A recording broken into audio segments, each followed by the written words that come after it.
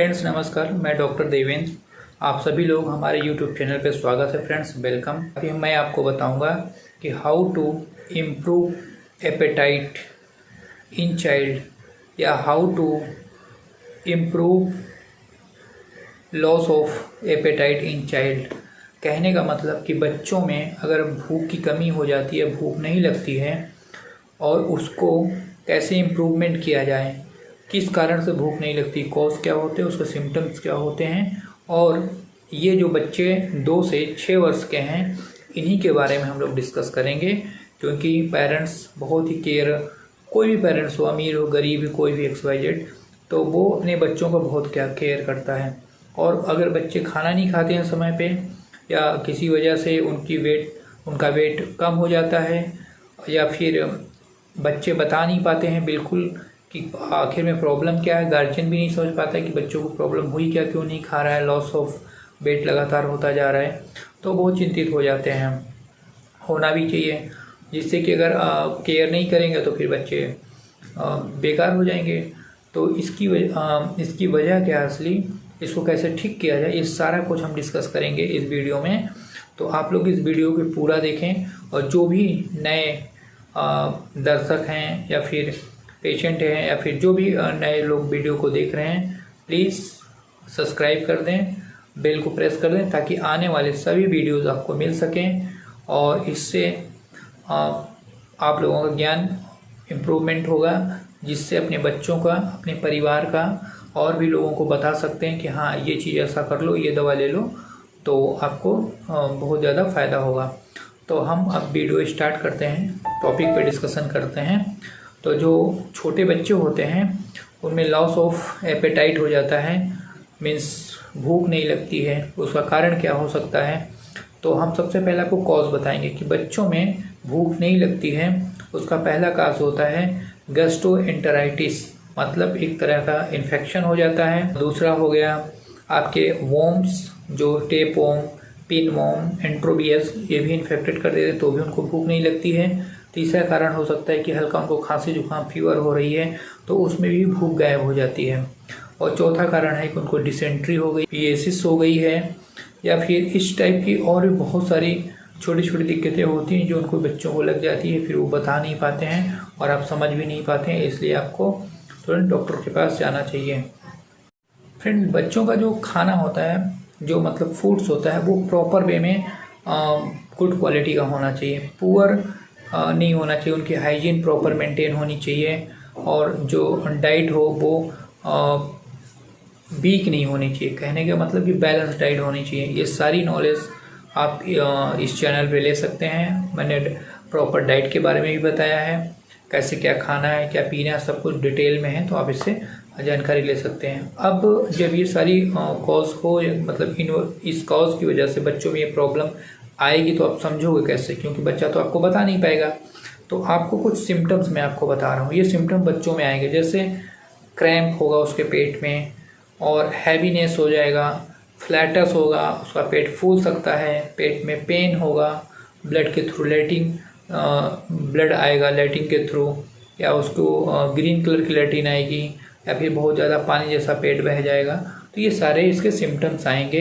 वो बच्चा हमेशा अनईजीनेस, अनकंफर्ट फील करेगा, और कभी कभी सारों में बता भी सकता है कि पेट में दर्द हो रहा है, सर में दर्द हो रहा है, उसे नींद नहीं आएगी, पढ़ाई लिखाई में भी उसका बिल्कुल मन नहीं करेगा, आपके साथ भी बैठना उसको पसंद नहीं होगा, उसका मुँह सूखा हो सकता है।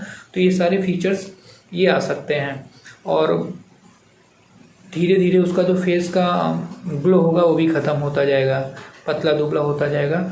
लेकिन कभी कभी होता है कि जब ग्रोइंग एज का बच्चा होता है, जो ग्रो कर रहा हो 2 से 6 साल में, अगर उसकी प्रॉपर वे में सब कुछ खाने पीने की सारी व्यवस्थाएं हैं, तो भी उसका वेट घटता है 2 kg। मान लीजिए 5 से 6 kg का बच्चा है, तो 2 kg 1 kg वेट उसका डाउन होगा, लेकिन उससे कोई इफेक्ट नहीं पड़ता, वो बट नेचुरल है।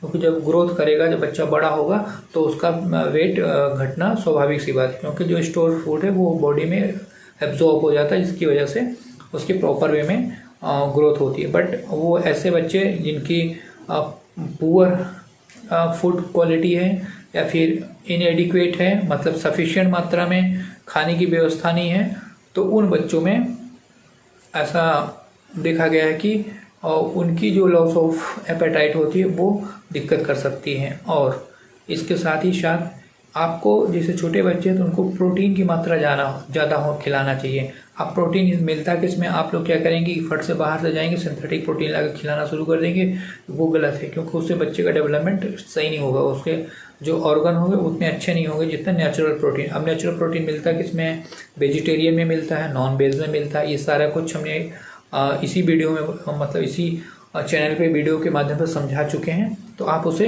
देख के उसे समझ सकते हैं कि नॉन वेज में कौन कौन सी चीज़ खानी चाहिए, बच्चों को खिलानी चाहिए। और किसमें जनरली मैं आपको बता दे रहा हूँ, दूध बच्चों को बहुत पिलाना चाहिए, मतलब जितना हो सके दूध, पनीर खिलाना चाहिए। दूध से बने हुए सारे आइटम बच्चों को देना चाहिए, जिससे कि वो हेल्दी होते हैं और उनका वेट बढ़ जाता है। बाकी खाने में आप फ्रूट दे सकते हैं और भी बहुत सारी चीज़, केला खिला सकते हैं, केले के साथ में दूध दीजिए बच्चे को, तो उससे वेट बहुत तेज़ी से ग्रो करता है।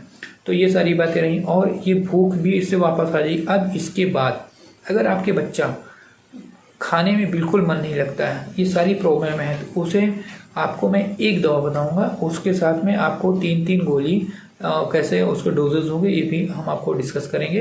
तो पहले फर्स्ट ऑफ ऑल जो मेडिसिन है, ये होम्योपैथी मेडिकल स्टोर पर आप चले जाइए, वहाँ से किन डाइजेस्ट KINDIGEST किन डाइजेस्ट मामा नेचर करके मेडिसिन के ऊपर लिखा होगा, और उसमें नीचे और ये भी लिखा होगा इंडाइजेशन। ये केवल बच्चों के लिए होती है।